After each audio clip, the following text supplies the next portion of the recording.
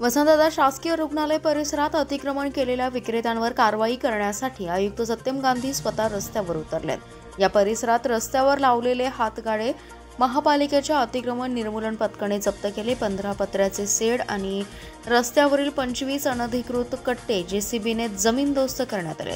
यावेळी प्रशासन आणि विक्रेत्यांमध्ये किरकोळ बाचाबाची झाली, पण 4 तासात परिसर अतिक्रमण मुक्त करण्यात आलाय। वसंतदादा पाटील शासकीय रुग्णालय परिसरात मोठ्या प्रमाणात अतिक्रमण झाले। सिव्हिल चौक ते गारपीर चौकापर्यंत जाण्यासाठी रस्त्यावर प्रचंड अडथळा निर्माण झाला। या मुख्य रस्त्यावर रुग्णवाहिका डॉक्टरांची वाहने जात असतात, पण अतिक्रमणामुळे सर्वांना त्रास सहन करावा लागत होता। सोमवारी आयुक्त सत्यम गांधी यांनी अतिक्रमण निर्मूलन मोहिमेत सहभाग घेतला। थेट रस्त्यावर उतरून कारवाईला सुरुवात केली।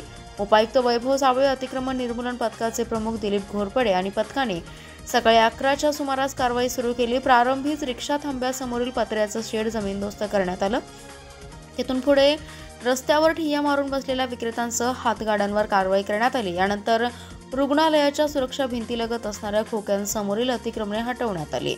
या ठिकाणी खोकेधारकांनी रस्त्यावरच सिमेंटचे कट्टे बांधल्याने वाहतुकीला अडथळा निर्माण होत होता। जेसीबीच्या सहाय्याने हे कट्टे फोडण्यात आले, तसेच परिसरातील बेकायदेशीर फलकही काढण्यात आले। यावेळी विक्रेते आणि पालिकेचे अधिकारी यांच्यात बाचाबाची झाली, परंतु अतिक्रमण निर्मूलन विभागाने आक्रमकपणे कारवाई केली आहे।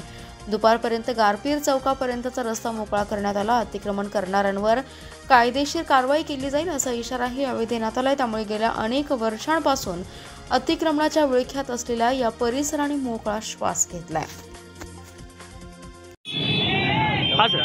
मी वैभव साबळे, उपायुक्त सांगली मिरज कुपवाड शहर महानगरपालिका। आज माननीय आयुक्त सत्यम गांधी साहेब यांच्या नेतृत्वाखाली आपलं सिव्हिल हॉस्पिटल चौक ते गारपीट चौक या भागामध्ये अतिक्रमण विभागाने जे काही अनधिकृत अतिक्रमणं आणि अनधिकृत शेड होते त्याच्यावर कारवाई करायची मोहीम हाती घेतली। आयुक्त महोदयांनी स्वतः निर्देशित केल्याप्रमाणे पार्किंगच्या जागेमध्ये झालेली शेडची बांधकामे तसेच इतर अतिक्रमण याबद्दल खात्री करून अतिक्रमण पथकाने ती काढलेली आहे आणि यापुढे ही कारवाई अशीच चालू राहणार आहे।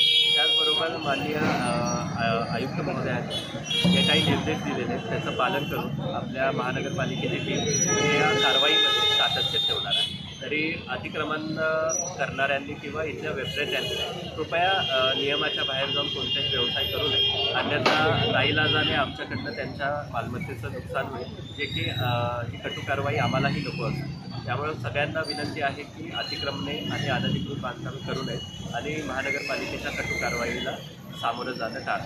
धन्यवाद।